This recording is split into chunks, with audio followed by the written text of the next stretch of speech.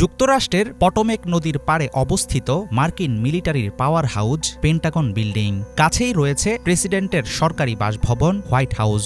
বিশ্বের সবচেয়ে নিরাপদ আর কঠোরভাবে নিয়ন্ত্রিত এই আকাশসীমায় সাম্প্রতিক বিমান দুর্ঘটনা জন্ম দিচ্ছে নানা রকম গুঞ্জন।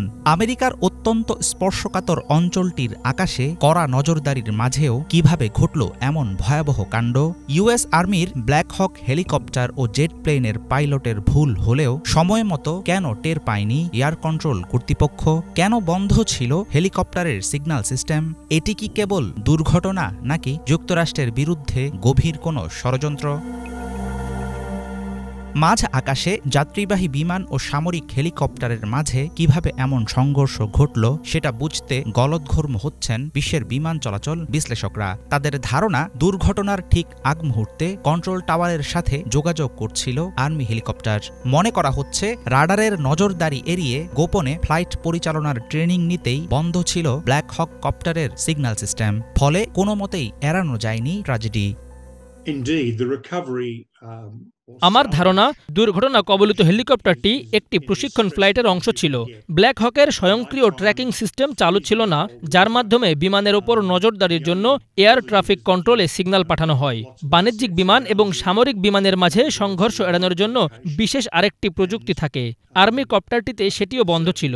হতে পারে ব্ল্যাক হকের ফ্লাইটটি রাডার থেকে উধাও হয়ে যাওয়ার কোনো উচ্চমাত্রার প্রশিক্ষণ মিশনে নিয়োজিত ছিল। তবে রিগান ন্যাশনালের মতো একটি ব্যস্ত বিমানবন্দর থেকে অনেক দূরে এ ধরনের প্রশিক্ষণ চালানো যেত।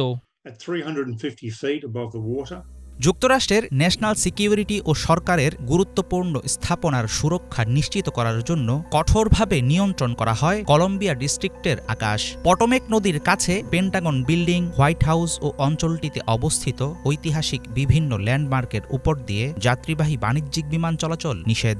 এত বাধা থাকার পরেও এখানকার আকাশে লেগে থাকে বিমানের ভিড়। কমার্শিয়াল ট্রাফিকের পাশাপাশি শহরের চারপাশে বিভিন্ন সেন্সিটিভ লোকেশনে উড়ে বেড়ায় উচ্চ পর্যায়ের কর্মকর্তা ও রাজনীতিকদের ব্যক্তিগত হেলিকপ্টার। এখানেই রাতের অন্ধকারে নদীর বরফ শীতল পানিতে ডুবে যায় বিধ্বস্ত দুই আকাশযান। পোটোম্যাকের এই এলাকায় বিমান চলাচলের পথ খুব সংকীর্ণ। প্লেনের অতিরিক্ত জটলার কারণে মনে হবে খুব সীমিত জায়গার মধ্যে ঢুকে যাচ্ছে বিমান। দুর্ঘটনার আগে হেলিকপ্টার পাইলট ইঙ্গিত দিয়েছিলেন তিনি বিমানটি দেখতে পাচ্ছেন। দেখে মনে হয়েছিল সময় মতো সরেও গিয়েছিলেন। তারপরই ঘটে দুর্ঘটনা। ফলে অনেক প্রশ্ন উঠবে, হেলিকপ্টার পাইলট ঠিক কী দেখেছিলেন? সামরিক বেসামরিক বিমানের অবিরাম চলাচলের কারণে পটোমেক নদী ও এর আশেপাশের এলাকায় তৈরি হয়েছে আকাশপথের একটি জটিল জাল। এর সাথে যুক্ত হয়েছে ভিন্ন ভিন্ন এয়ারপোর্টের নিজস্ব বিমান পরিচালনা পদ্ধতি। কাছাকাছি রয়েছে Washington National, Washington Dulles International route ও এর কিছু দূরেই বাল্টিমোর এয়ারপোর্টের অবস্থান। তবে বাণিজ্যিক বিমানের অতিরিক্ত যাতায়াতের কারণে দুর্ঘটনা ঘটে থাকতে পারে এমনটা ভাবতে রাজি নন অনেক বিশ্লেষক। এখানে ৩ থেকে ৪টি এভিয়েশন সিস্টেমের সীমানা। এমন সীমান্ত এলাকাতেই বেশিরভাগ দুর্ঘটনা ঘটে থাকে। বিমানগুলোকে যার যার পথে চালানো ও আলাদা রাখার জন্য বিমানজোট নিয়ন্ত্রণ করতে হবে। ডিসির আকাশসীমা বিশ্বের সবচেয়ে নিয়ন্ত্রিত। মার্কিন সরকার ও বেসামরিক উভয় ধরনের নিয়ন্ত্রণ ব্যবস্থা এখানে আছে।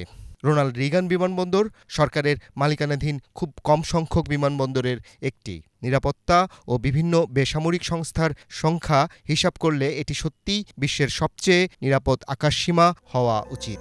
পটোমেক নদীতে পড়া বিমান ও কপ্টারের ধ্বংসস্তূপ থেকে ব্ল্যাক বক্স উদ্ধার করা হলেও দুর্ঘটনার মূল কারণ এখনও অজানা। যুক্তরাষ্ট্রের ন্যাশনাল ট্রান্সপোর্ট সেফটি বোর্ডের দেয়া তথ্য অনুসারে ৩০ দিনের মধ্যে প্রকাশ করা হবে অনুসন্ধানের আনুষ্ঠানিক রিপোর্ট।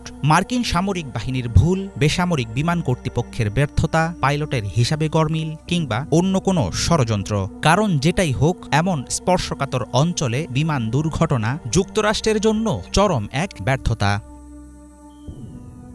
হাফিজুল ইসলাম, বাংলা ভিশন।